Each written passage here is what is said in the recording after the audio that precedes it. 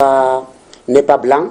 Nous n'avons pas dit, personne n'a dit, la Bible n'a jamais dit que Christ est un blanc. Non, pas du tout. C'est l'idéologie, c'est l'enseignement de Christ que nous voulons véhiculer et qui doit servir au monde. Nous sommes là pour éclairer la lanterne de vos auditeurs, amener les gens à comprendre que Christ a quelque chose à apporter dans ce monde. Si le monde doit être transformé, on ne peut pas mettre Christ à l'écart. Vous convenez avec lui, hein, avant de donner la parole à l'épistémologue qui est Christ n'est pas tribaliste, il n'est pas raciste. Cela aurait pu être un symbole d'un noir ou d'un métis ou alors d'un asiatique, que cela n'aurait pas posé de problème. Vous brûlez l'envie de parler, mais je voulais donner la parole. Bon, allez-y. Oui. Ce que les gens doivent comprendre, c'est que tel que le monde fonctionne, chacun a sa mission, a son rôle. La religion a pour but de relier l'homme à cette tête absolue qui est l'éternel.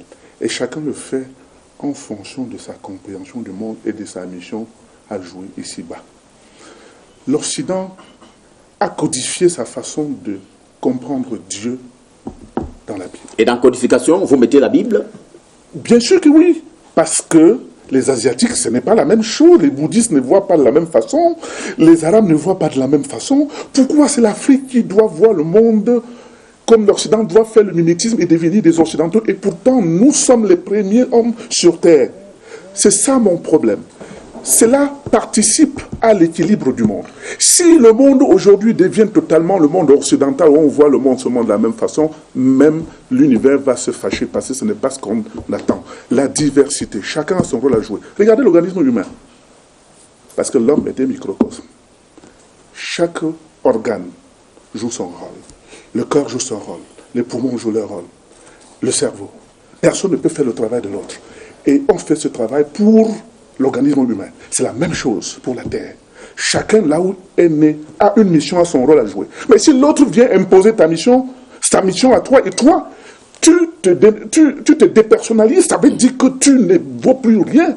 Et le monde fonctionne comme ça. Il est temps que les Africains prennent leur place dans le concert des nations.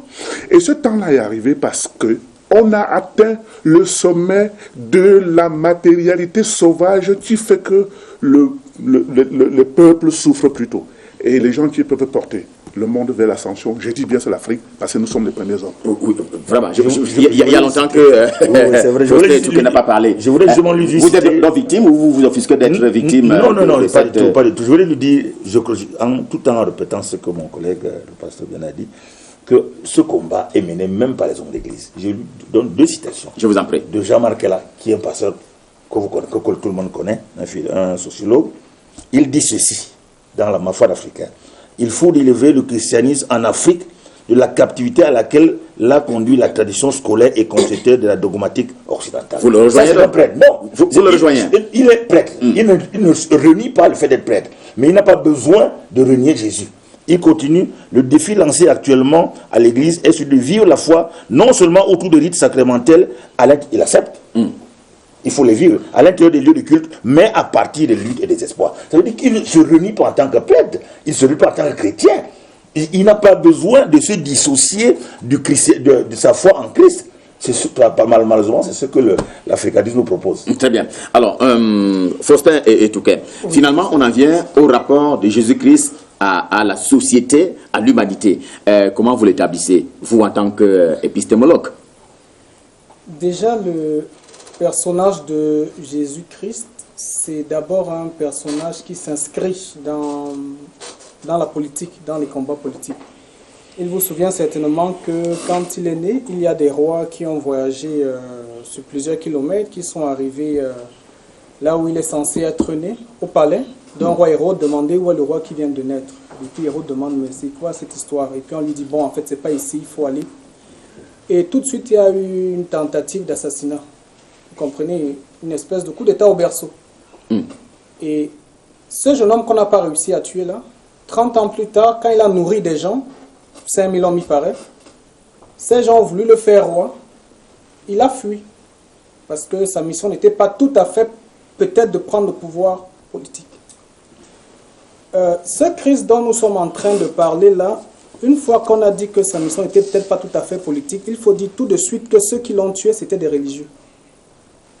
Quand il a été mis sur la croix, c'est parce qu'avec les souverains sacrificateurs, les pharisiens, c'est-à-dire ceux qui tenaient le pouvoir religieux à l'époque, qui étaient contre la popularité de ce jeune homme de 30 ans. Donc le Christ, il a été, quand il est né, disons, le pouvoir politique a voulu le mettre à mort parce qu'on pensait que c'est un roi qui viendrait avec une nouvelle dynastie. Mais quand il a commencé à faire son travail social, en tout cas, il fait des conférences publiques, il marchait de rue en rue. Vous appelez cela les conférences publiques? Bon, je vais dire, pour le langage moderne, il enseignait publiquement. Les gens, ils tenaient des conférences. On appellerait ça conférence publique aujourd'hui. Donc, voilà. Ceux qui l'ont donc mis à mort, ce sont les chefs religieux. Parce qu'ils donnaient un message qui était, semble-t-il, subversif pour ceux qui contrôlaient l'économie religieuse. Et on reviendra peut-être avec même l'économie camerounaise. Les questions économiques. Parce que c'est de ça qu'il s'agit. L'économie camerounaise? Je dis, on reviendra peut-être, si vous voulez. Non, soyez-en rassurés, on reviendra là-dessus. Pour ce Christ-là, pour ce Christ. Et aujourd'hui, on essaye de le comprendre à travers la Bible. La Bible, elle ne pose spécialement pas de problème aujourd'hui. Mais c'est un document qui est écrit en français très soutenu. Ceux qui essayent souvent de lire ce document, c'est un document écrit en français très soutenu. C'est un français qu'on ne retrouve pas, même dans les écrits philosophiques. Et donc, c'est un document, si vous voulez le comprendre, il faut d'abord avoir un niveau de grammaire très élevé. Il faut avoir de bonnes assises dans ce qu'on appelle les sciences exactes, parce qu'il y a beaucoup de symbolisme là-dessus. Il faut déjà aimer jouer avec l'abstraction, comprenez les mathématiques, l'informatique, des choses comme ça. Et puis, il faut aussi avoir une solide culture dans les sciences sociales, une bonne connaissance de l'histoire du monde, l'histoire comparée du monde. Quand vous n'avez pas ce profil, la Bible vous sera un livre de, on va dire, peut-être de métaphysique. Et c'est là où les gens vont dire, il faut la foi, pourquoi? C'est-à-dire, il faut accepter, c'est-à-dire, il faut les dons. Pourtant, il y a une profonde rationalité dans ces écrits. Mais malheureusement, ils demandent un background très, très important. Vous savez, la plupart des gens aujourd'hui, c'est des bacs, on va dire, plus ou moins littéraires, qui vont dans les facultés de théologie. Ça ne permet pas de comprendre ce que ce texte dit. C'est un texte qui est assez ancien, vous comprenez, il a près de 20 siècles. Et aujourd'hui, on a l'impression de le comprendre, mais il y a tellement de chapelles et chacun tient le document et dit « je pense que le document dit ceci ». Donc, ce qui est sûr, c'est que la plupart des gens interprètent suivant leur niveau d'entendement, qui malheureusement est faible. Parce qu'un document, c'est comme un texte de loi, ça ne peut pas dire deux choses différentes. Ce sont les gens malheureusement qui n'ont pas le niveau de comprendre la pertinence de ce qui est dans ces documents. Très bien. Alors, pasteur Bernard Bienda au carré, si vous le permettez ainsi, au regard de ce qu'il dit, est-ce que l'élitisme n'a pas commencé par le document auquel il fait allusion, c'est-à-dire la Bible? Ça, c'est la première question. La deuxième, c'est au regard du monde entier, pour entrer un peu dans le fait d'actualité, vous avez l'impression que les valeurs que vous prêchez au quotidien et qui ont été portées par l'enfant Jésus sont aujourd'hui plus que jamais questionnables? Oui, pour commencer par la première question, je voudrais dire que pour aborder la Bible, il faut avoir fait la formation théologique. Et nous l'avons démontré ici une fois sur le plateau dans le cadre d'une émission. Déjà la Bible, il faut le dire, on ne la travaille pas à partir des versions françaises. Il faut rentrer dans les textes originaux, grecs et hébreux. L'Ancien Testament, son texte original, c'est l'hébreu, et le Nouveau Testament, son texte original, c'est le grec. L'africanisme ne va pas aimer ça, hein? Parce qu'il va encore parler d'importation des cultures. C'est un dogmatisme. Aujourd'hui, avec Google, on passe facilement d'une langue à l'autre. Un texte écrit, c'est un texte écrit, sujet, verbe, complément. Si on veut faire quoi le contraire, c'est qu'on fait déjà un peu. Si vous permettez que je dise une chose. Un texte écrit, c'est un texte écrit. Et il se comprend. Il se comprend. En l'état. Il se comprend en l'état. Non, là, j'ai dit, il n'y a pas de discussion à faire là-dessus. Si vous voulez comprendre la Bible, vous devez automatiquement passer par la lecture des textes originaux. Vous devez faire l'hébreu, vous devez faire le grec. Je comprends les mathématiques aujourd'hui sans avoir vécu à l'époque d'Archimède. Il faut arrêter cet historisme qui n'a pas d'enjeu. Je dis, quand on n'a pas le niveau, on va commencer à faire de la philosophie. Un texte écrit, ça se comprend. J'ai 40 ans aujourd'hui, un peu plus. Je connais l'informatique sur le bout des doigts. Je suis né hier. C'est une science qui a plus de 4 siècles. Les mathématiques ont plus de 20 siècles. La philosophie, ça fait peut-être 30 siècles.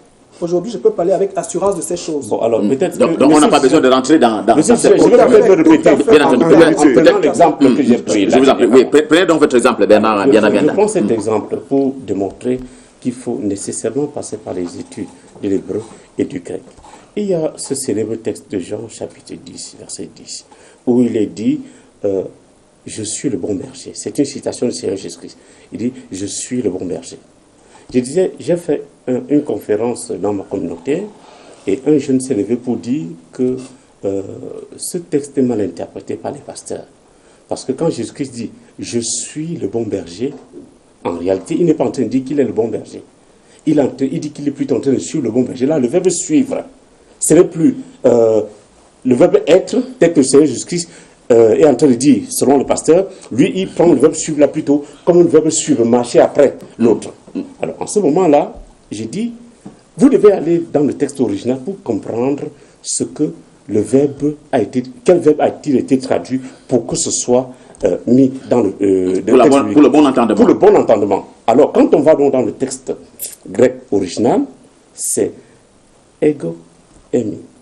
Alors, c'est-à-dire, moi, je suis, le verbe être. Parce que le verbe suivre, pour parler comme ce jeune homme, c'est plutôt akolutessa, qui n'est pas à confondre avec le verbe être, qui est le verbe emi. Alors là, il faut donc aller par le grec pour comprendre que là, quand Jésus dit « je suis le bon berger », il est en train de dire qu'effectivement, c'est lui le bon berger. Il faut passer par le grec. Sinon, convaincre ce jeune va être très compliqué. Tout à fait. Alors donc, je reviens, j'étais en train de vouloir répondre aux questions à la deuxième question, je vous avant en prie. d'être interrompu. Alors donc, l'africaniste pose un problème qui est fondamental. Il faut le dire au milieu des théologiens, c'est le problème de l'inculturation, pour parler comme les protestants, ou de la contextualisation, pour parler comme les catholiques. Ça, c'est clair. La culture asiatique, dans la naissance de la Bible, et quand on parle des écrits de la Bible, l'Ancien Testament a été rédigé entre les 8e et 2e siècles avant Jésus-Christ. Et le Nouveau Testament a été rédigé dans la seconde moitié du 1er siècle jusqu'au début du 2e siècle. Voilà les dates de rédaction de ces écrits-là. Alors, dans la Bible, il y a les éléments de la culture juive qu'il faut mettre de côté et prendre maintenant le fond du message chrétien et l'appliquer dans notre culture. Comme dans notre culture, il y a des éléments que nous devons, que la parole de Dieu, dans son éclairage, dans sa présence, nous amène à mettre de côté. Et alors, c'est ce travail d'inculturation, puisque je suis protestant, j'utilise l'expression qui est propre à mon jargon. Il faut donc faire ce travail d'inculturation-là. Mais l'inculturation ne saurait devenir le paganisme. C'est-à-dire qu'on ne saurait partir de l'inculturation vers le paganisme. C'est-à-dire partir de la compréhension de la Bible dans notre contexte pour que la Bible nous suive dans notre idolâtrie. Très bien, l'africaniste est donc satisfait. Il faut contextualiser la compréhension de la Bible, même si l'épistémologue disait qu'un texte c'est un texte. Une petite réaction avant de donner la parole au pasteur Alexandre Sangiale. Oui. La première chose, l'Africain n'est pas contraire au principe christique.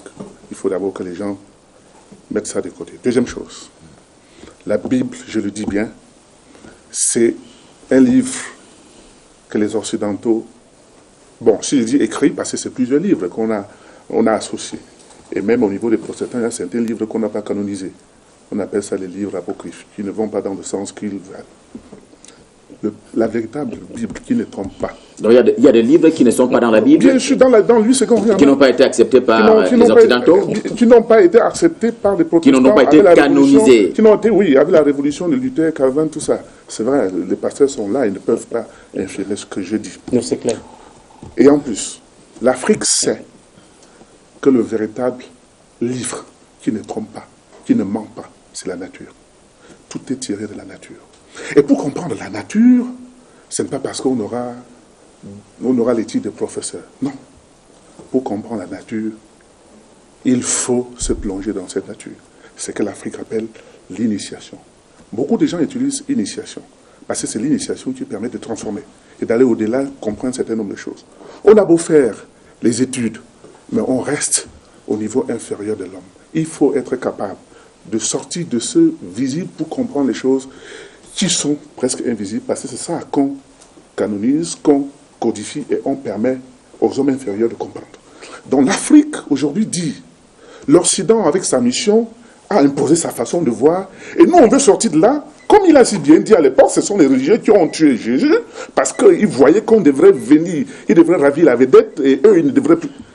C'est le débat que nous avons aujourd'hui. On dit que l'Afrique doit, entre guillemets, même écrire sa Bible, s'il faut dire comme ça, là. En réalité, c'est ça. Donc, pour davantage permettre aux Africains, à partir de l'Afrique, de mieux comprendre Dieu, comme toutes les autres races du monde sont en train de le faire. Sinon, on va toujours garder notre position, qu'on garde la queue entre les jambes. Il faut qu'on soit clair là-dessus. Pasteur Alexandre Sangiangale, est-ce que, pour venir maintenant, je voudrais bien qu'on avance sur ce coup-là, sur l'implémentation de ces valeurs du Christ sur le monde entier. Le modèle du management du Christ, il y a un certain nombre de valeurs. Le plus fort doit servir, pas se servir, le plus fort, c'est-à-dire en termes de celui qui va avec l'assentiment de tous, et il y a le respect des faibles. Est-ce que quand vous transportez, on considère que Jésus-Christ est donc la lumière, avec l'africaniste et tout le monde sur ce plateau, est-ce que si on convient que ce sont là les valeurs qui ont été transportées par Jésus-Christ, on les implémente au monde actuel, quel est le bilan que vous faites? Disons que je ne sais pas si je peux dresser un bilan parce que le monde est dynamique. Mais avant, je vais répondre, c'est pas que je fais la question.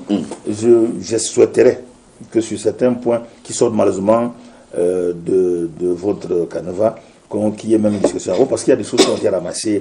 Par exemple, les générations tuées juste parce qu'ils voulaient prendre le pouvoir. C'est trop ramassé, trop rapide. Et de deux, qu'on dise qu'on bat la foi d'un seul, d'un révèle la main. Je dis, effectivement, je reviens à ce que le Jean dit, nous ne sommes plus vraiment dans le même canal. Et puis que l'épistolologue dise que il y a une phrase simple. Hein? Toute tradition est une trahison. C'est une phrase française qu'il connaît mieux que moi, parce que moi je ne suis pas littéraire. Donc ça veut dire que forcément, quand on parle d'une tradition, tu ne comprends ça aux mathématiques. Je suis scientifique d'origine. On ne peut pas comparer les mathématiques, la logique d'informatique au texte biblique, à la littérature. C'est pas possible. Si, c'est un programme. Finissons, oui, en attendant qu'on les ait lus. Moi, je ne peux pas faire ça raccourci. Ces travaux portent là-dessus, en tout cas. Bon. C'est pour ça que... Maintenant, pour répondre à votre question, c'est écrit noir sur blanc, dans la Bible, je crois, Romains, si je me trompe, qu'il appartient au fort, ou au présumé fort, de porter les limites des faibles. C'est aussi dans la Bible. Maintenant, en parlant de bilan, le bilan, je ne sais pas comment dire positif ou négatif. Il y a forcément des gens qui sont déçus. Il y a forcément des gens qui vont être écrasés, qui sont tyrannisés, qui sont oppressés.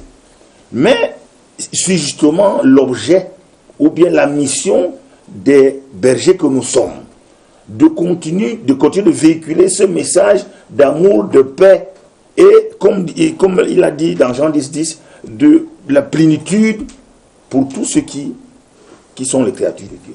Parce que je voulais aussi dire un autre raccourci. On peut parler, chez nous, c'est pour ça qu'on ne parle pas de... Les chrétiens, nous savons que c'est Dieu qui a créé la nature. Donc on ne peut pas dire que c'est la nature qui... Non. Il y a des petites phrases sur lesquelles on peut s'entendre, parce que nous, dès le départ, nous disons que c'est Dieu qui a créé la nature. Dès le départ, et c'est dit encore quelque part, que moi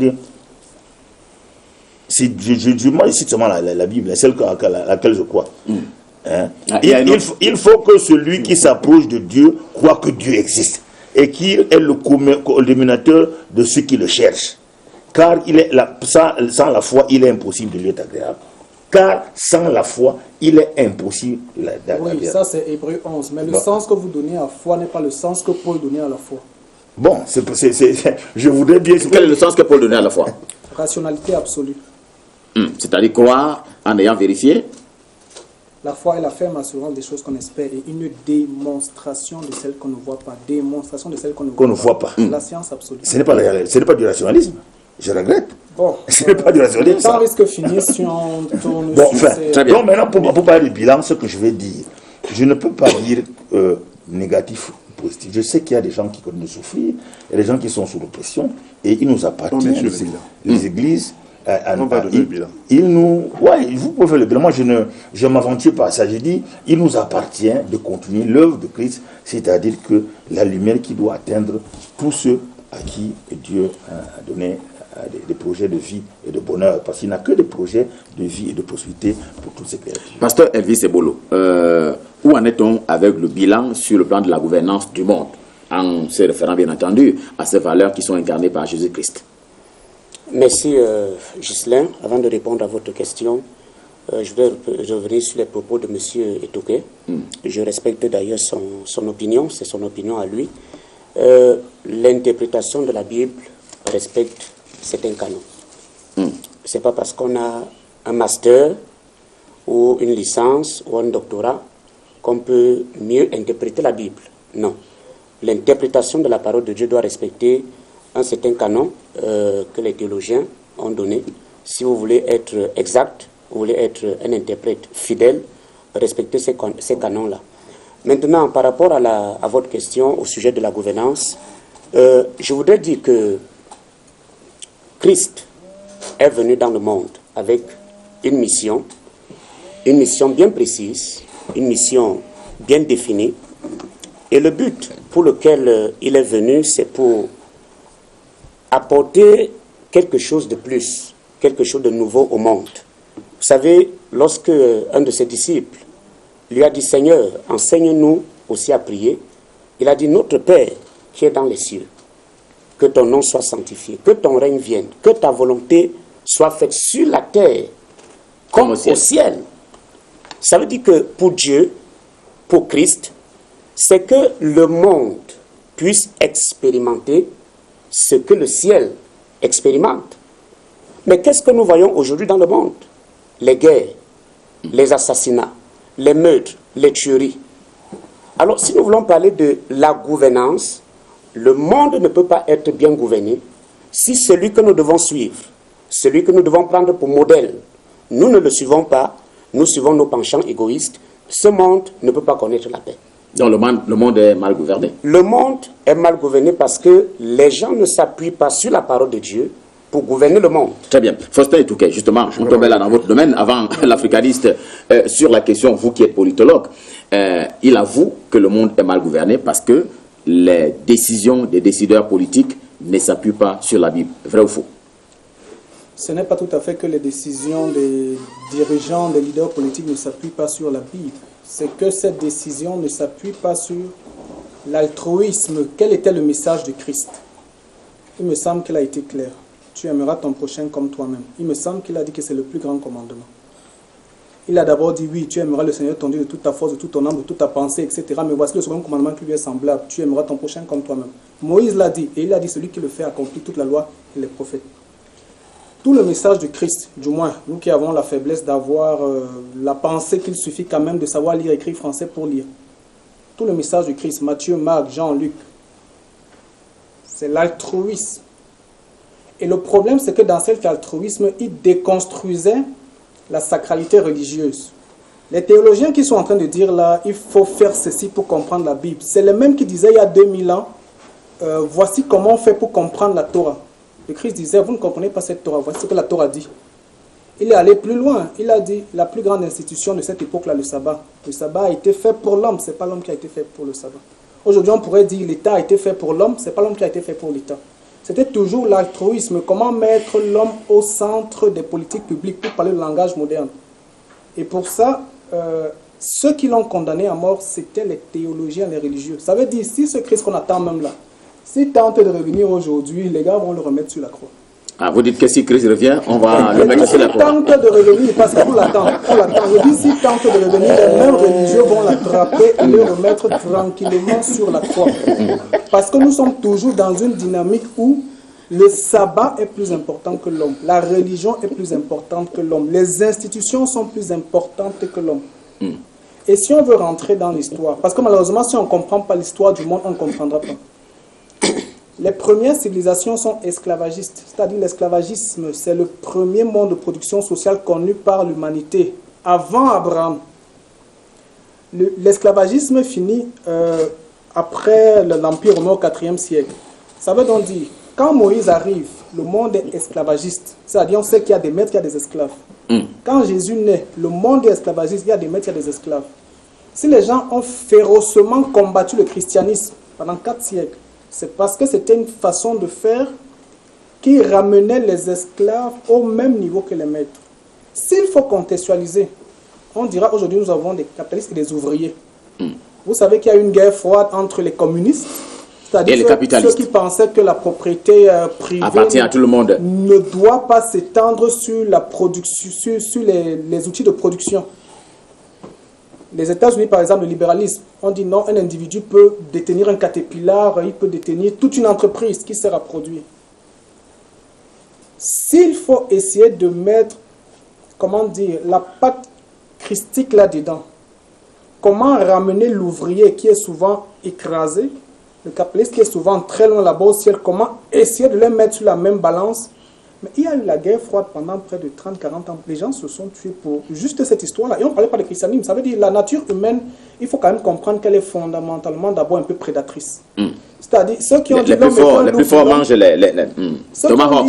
L'homme est un loup pour l'homme, ils ont quand même eu plus raison, Thomas Hobbes, que ceux qui ont dit que l'homme est un animal politique ou est un bon sauvage. Pasteur Bianda, Bianda Carré, vous allez parler tout à l'heure, tenez votre tranquille. Je voudrais interpeller l'homme de Dieu qu'il est sur la question qu'il a si bien évoquée, avec des arguments scientifiques, la justice du partage. C'est une valeur qui avait été incarnée par Jésus-Christ. Est-ce qu'aujourd'hui, au regard de la gouvernance du monde, on n'a pas l'impression qu'on est pire qu'avant l'arrivée de Jésus-Christ? Oui, puisque le monde n'est pas gouverné selon les principes de la parole de Dieu. Le monde a d'autres normes.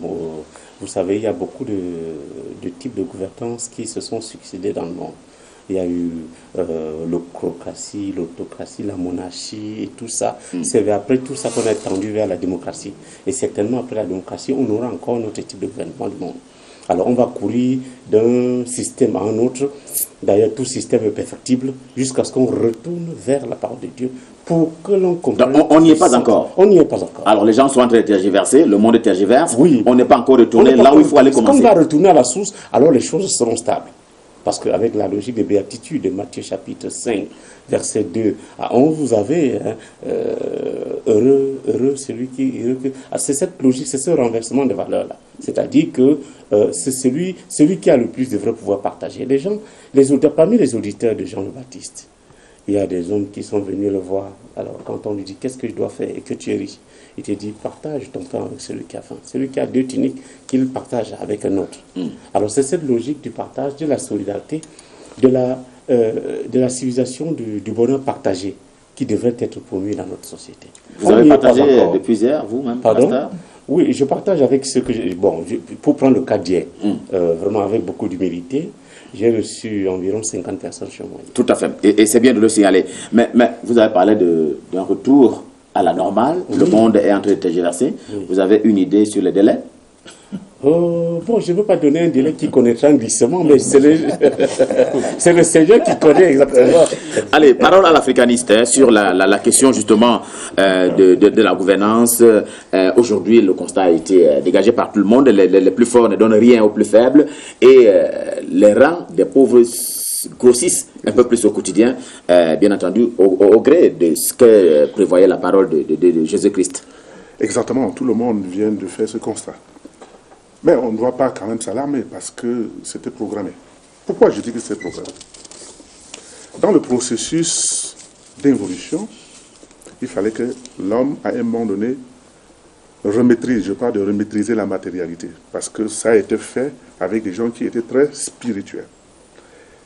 Et Dieu a envoyé l'homme sur terre pour maîtriser cette matérialité, et on a tellement maîtrisé la matérialité qu'on a atteint le dernier niveau. On ne peut plus aller plus bas que là où on est maintenant. Donc c'était une programmation. C'est pour cela qu'on est dans un processus ascensionnel. C'est vrai, comme ce n'est pas écrit dans la Bible, les gens vont dire qu'est-ce qu'il est en train de raconter là. Et ce que j'ai beaucoup aimé, on va revenir à la source.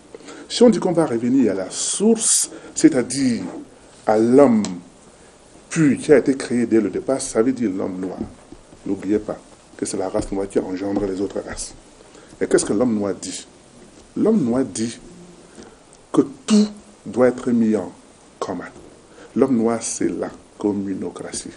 L'homme noir, c'est l'unité. C'est que je trouve Dieu en toi. Et je ne dois regarder que ce que nous avons de commun, qui est Dieu. Or, le système capitaliste devrait être soutenu par une façon de croire en Dieu qui devrait être une façon où il y a l'enfer, il y a le paradis. Tu ne fais pas telle chose, tu vas aller en enfer ou bien tu vas aller au paradis. L'Afrique ne conçoit pas les choses comme ça. Il fallait un système économique pour soutenir cela, le capitalisme. Dans le capitalisme, chacun pour soi et Dieu pour tous. C'est-à-dire, quand quelque chose arrive, moi, si je peux ramasser tout, je ramasse tout, parce que je ne suis même pas sûr de lendemain. C'est vrai que dans la Bible, on va parler de l'amour. Oui, on le dit. Mais malheureusement, dans la même Bible, il y a des passages qui poussent l'homme à être égoïste. Et ça a été codifié comme ça. C'est pour cela. Quelles en sont les illustrations? L'illustration, j'ai parlé, quand on parle d'enfer paradis, ce n'est pas normal qu'on parle de ça parce que nous, en Africains, on ne connaît pas ça. Si on dit qu'après la mort, tu n'existes plus, l'Africain ne croit pas à ça. Fondamentalement, ce que je vais donc dire maintenant, c'est quoi? C'est que il ne faut pas que les gens croient qu'il y a un combat entre la façon de penser l'Afrique et les autres. L'Afrique n'a jamais eu de problème avec les Blancs, ni avec les autres. Jamais. Mais nous, on a dit, oui, à un moment donné, on vous a laissé faire. Maintenant, là, nous, on va reprendre le flambeau, parce que le monde est en train de péricliter. On est devenu trop matérialiste. Il faut qu'on remonte vers Dieu qui est tout en tout. Pasteur Alexandre Sagian de l'église protestante africaine EPA, avant de répondre à ma question, mais peut-être qu'à l'adresse de nos téléspectateurs, faut-il dire un mot sous le prisme biblique et religieux sur où se trouve le paradis, où se trouve l'enfer? Déjà, je voulais d'abord dire, je savais qu'on allait finir par au moins nous entendre sur trois thèmes, parce que trois idées, même comme nous ne voulions pas, comme disait le pasteur, sur comment dire, dans les mêmes sphères, mais au moins, mon frère, le docteur l'épistémologue, excuse-moi, c'est sûr, on s'est entendu, je crois qu'on est tombé d'accord sur le fait que les valeurs du Christ, appelons ça Jésus comme vous voulez, c'est pour ça que je ne voudrais pas m'arrêter sur les termes. Moi, je m'arrête sur... C'est l'esprit qui m'intéresse. Sur le concept. C'est le concept qui intéresse. On s'est entendu que le monde s'est écarté, s'est éloigné des valeurs que Jésus-Christ prenait. Même mon frère l'africaniste, qui fait le nom de Jésus-Christ, je ne voudrais pas entrer dans ce débat, on est toujours d'accord, le monde s'est écarté. Maintenant, le débat sur le premier noir, aucun pasteur chrétien ne peut tenir ce langage, parce que ce n'est pas ça le plus important. Maintenant, pour ce qui est du paradis, le pasteur vous a dit tout à l'heure que nous commémorons. C'est parce que nous... c'est Bolo. Oui, c'est Bolo. Parce que nous, les chrétiens, nous espérons que le Christ reviendra. Nous espérons que le Christ reviendra. Il n'y a pas une parcelle de terre ou de terrain où c'est marqué que voici le paradis, et qui avec un passage comme si on était entre Israël et la Palestine. Encore que quand il dit que l'Africain condamné, là nous sommes tous les Africains, vous savez d'où je viens, hein, l'Africain condamné, il y avait quand même aussi des gens qui étaient mis à part, qui ne disent pas que nous avons hérité ça des Blancs. Même maintenant, quand quelqu'un se plaint, il y a des gens, il y a des peuples qui ont une certaine valeur du terrain. Hein, je n'ai pas besoin de le nommer. En Afrique, il n'y avait pas de prison. Non, je n'ai pas fini. Qui a des valeurs de terrain. Attendez, les Blancs ne sont pas nés avec les prisons. Non, les Blancs ne sont pas nés avec les prisons. Je regrette. On vous met la prison, on vous envoie dans un autre village pour que vous changez. Mais c'est dans le système carcéral dont nous ne focalisons pas sur le L'Afrique n'est pas ça. Toutes les communautés ont des systèmes carcéraux, des systèmes de punition. C'est ça que ça veut dire toutes les communautés ont des paradis, des enfers. Toutes les communautés, c'est la cosmogonie. Merci. D'accord, donc on comprend donc que l'enfer et le paradis signifient que... Proche du paradis, c'est proche de tout dit. Proche de l'enfer, c'est proche de... Non, ça n'est pas des valeurs. Non, je dis, c'est juste une métaphore. Oui, c'est d'accord. Tous les systèmes ont des carcéraux. Parce qu'une communauté ne peut pas exister s'il n'y a pas de règles. Et il y a toujours des petits guignols qui s'amusent à effreindre la règle. Donc quand on effraie la règle, qu'est-ce qu'on fait? On est puni. Très bien. On est puni. Maintenant, le mécanisme de la punition peut varier d'une communauté à l'autre. C'est pas parce que dans une communauté, on va mettre quelqu'un entre quatre murs. Mais est-ce que vous ne donnez pas raison à l'africaniste qui estime qu'il y a eu tellement d'importations qu'on a également importé le système carcéral? C'est-à-dire que ce qu'on implémente aujourd'hui ne sied pas aux traditions des hommes d'Afrique. Oui, mais sauf qu'il n'a pas mis l'accent sur la manière de punir les contrevenants à la loi en Afrique est différente de ce qui se fait ailleurs. Ce qui semble faire une fixation sur la prison au sens où on a réduit la liberté des individus. Maintenant, un individu, par exemple, qu'on envoie en prison dans une grande île, Les États-Unis, là, vous savez que c'est les gens qui étaient indésirables en Europe, quand l'Europe était considérée... La Grande-Bretagne notamment. On envoyait vers les Indiens là-bas et tout, etc. Bon, finalement, cette prison-là est devenue un super paradis. Mais c'est pour dire, on peut envoyer quelqu'un en prison sur une île déserte. C'est pas celui qui sera plus heureux que celui qui sera enfermé dans une cellule de 10 mètres carrés de 10 mètres sur 10 mètres. Et vice-versa. Chaque système sait comment punir des récalcitrants. La fonction de la punition, c'est un peu la restauration. C'est-à-dire, à un moment, on veut éduquer les gens pour qu'ils acceptent d'eux-mêmes les normes d'une société. Toute société a ses normes. Il n'y a pas, en principe, de normes universelles. Quelqu'un disait vérité en deçà des Pyrénées, erreur au-delà. Ce qui est vrai en Espagne n'est pas forcément vrai en France. Ce qui est vrai au Cameroun n'est pas forcément vrai au Tchad. Ici, chez moi, les filles peuvent marcher en DVD, en mini-jupe. Bon, n'allez pas faire ça dans un pays islamique. En Arabie Saoudite. Vous comprenez? En Arabie Saoudite. Donc, et ils ont des façons de punir ça. C'est-à-dire, on peut attraper quelqu'un, on le bat publiquement. Au Cameroun, on ne connaît pas cette histoire où la police attrape quelqu'un, on le bat. Il y a les pasteurs qui encouragent d'ailleurs que, au contraire, qu'elle soit joliment habillée pour... Non, pas du tout. C'est une question que je pose. Peut-être que le pasteur Elvis Ebolo va me démentir. Non, pas du tout. Ah d'accord, ce n'est pas le cas. C'est pas du tout le cas. Très bien. Mais pour revenir à la participation à la vie sociale qui a été prônée par Jésus-Christ, les valeurs qu'on a citées, le travail, l'amour, la tolérance, l'unité, il y a le partage. Mais est-ce qu'aujourd'hui, pour ne prendre que cet aspect-là, l'école du détachement, puisque si on évoque la question de la distanciation entre les riches et les pauvres, c'est parce qu'il y a effectivement certains qui sont attachés à ce qu'il est convenu d'appeler la matière. Est-ce que l'idée, l'école du détachement aujourd'hui est éprouvée? Vous avez l'impression qu'elle est vraiment éprouvée, comme un certain nombre d'opinions sur ce plateau? Lorsque vous parlez de l'école du détachement, je crois que vous voulez parler de... Le rapport de l'homme au bien matériel. Voilà. L'école du détachement, vous savez, les principes que prône la Bible, les principes que Jésus-Christ a prônés, ce sont les principes de partage, d'amour, etc. Alors, la Bible dit, c'est l'apôtre Paul qui l'a dit dans l'une de ses épîtres, il dit, si j'ai la nourriture et le vêtement, cela me suffit. Il voulait parler du contentement. Mais notre monde étant essentiellement un monde matérialiste, tout le monde veut courir vers le matériel. Tout le monde, je dis bien tout le monde, va vers les choses matérielles, les choses qui ne nous amènent pas à accomplir la volonté de Dieu, les choses qui ne nous amènent pas à être agréables à notre Seigneur. Les prisons sont bondées de personnes aujourd'hui qui ont détourné de l'argent, des personnes qui ont escroqué nos prisons. Et qui sont ces personnes? C'est des personnes qui se disaient chrétiens, qui se disaient enfants de Dieu, mais qui n'ont pas pu se maîtriser, qui ont succombé à la tentation de s'enrichir, à la tentation de construire des villas.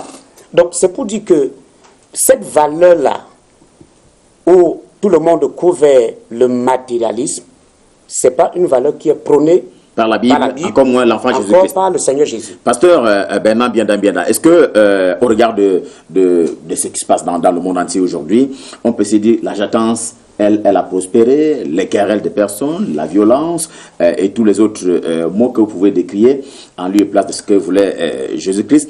On va finir bientôt. Il nous reste environ 5 minutes à passer ensemble.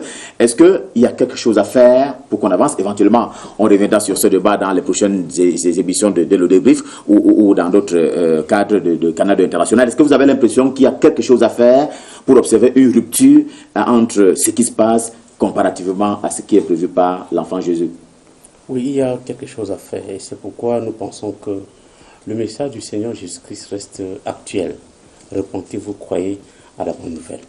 Tant qu'il n'y aura pas une repentance, tant que les gens ne croiront pas en la bonne nouvelle, qui veut que l'on vive dans la paix, qui veut que l'on respecte la dignité humaine en l'autre, qui veut que l'on aille au secours du plus faible, qui veut qu'on se mette au service les uns des autres, alors le monde va continuer à courir vers sa dégradation.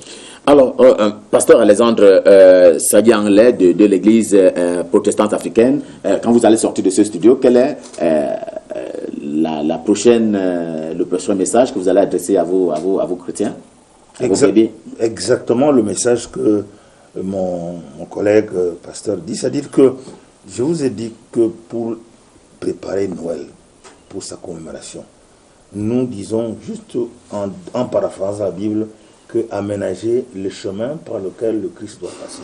Et aménager ce chemin veut dire effectivement, apprendre ce chemin veut dire qu'effectivement, aller éviter d'être corrompu par cet art. Dieu ne nous empêche pas d'être riches. Non, c'est pas ça. Je veux dire que le problème, c'est qu'il ne faut pas être... Vous dites Dieu n'est pas un Dieu de pauvreté. Non. Dieu, c'est un Dieu de richesse. Non, c'est pas ça que j'ai dit. Je n'ai pas dit que Dieu était de pauvreté. Il ne faut pas faire le blanc et le noir comme mon frère là. Nous, non, ce que je veux dire, qu'on a dit de ne pas que le riche puisse savoir qu'à côté de lui, il y a un pauvre. Et ce que je veux aussi dire, c'est que le riche, la richesse, la cupidité, la richesse effrénée, nous devenons malheureusement prisonniers, tellement prisonniers que nous rendons le chemin par lequel le Christ doit passer tellement étroit qui événement ne passera. Il y a tellement de vallons et de vallées qui ne peuvent pas passer. Revenons au Christ par le message. Faustin Touquet, en 30 secondes. En 30 secondes, je dirais que la solution, c'est la connaissance. L'Écriture dit « Mon peuple périt faute de connaissance ». Ça, c'est Osée, chapitre 4, Osée. Le Christ a fait, il a passé le temps à tenir des conférences publiques, essayer de relever le niveau de connaissance, de conscience des gens. Et Paul a donné un avertissement, je crois qu'en 10 secondes de mémoire, je vais le dire comme ça, au début de l'épître aux Romains, il dit « La colère de Dieu se révèle du ciel contre toute impiété et toute injustice des hommes qui retiennent injustement la vérité captive. Car ce qu'on peut connaître de Dieu est manifeste pour Dieu là, ayant fait connaître. En effet, les perfections invisibles de Dieu, sa puissance et sa divinité se voient comme à l'œil depuis la création du monde. Ils sont inexcusables. Parce qu'ayant connu Dieu, ils n'ont pas glorifié comme Dieu. Au contraire, ils sont égarés dans leur passion, ils ont changé l'usage de la femme, ils parlent un peu de l'homosexualité. C'est-à-dire, la connaissance, la science, c'est une chose qui doit être recherchée, et socialisée, c'est une obligation. Dès qu'on ne le fait pas, on commence à entrer dans une causalité où l'homosexualité et d'autres déviances arrivent. Il faut chercher la science. Sans science, on est aveugle. Ensuite, il faut la socialiser. C'est ce que les sectes ésotériques ne font pas. C'est pour ça qu'ils sont en train de tourner à l'aveugle, etc. Très bien. Messieurs, merci d'être venus sur ce plateau ce soir à l'occasion de le débrief de l'actualité qui portait, bien entendu, sur la célébration de la Noël, la fête de la nativité. Messieurs, infiniment, merci d'être venus. Je remercie le pasteur Elvis Sebolo, ministère international de la foi triomphante, c'est à Yaoundé.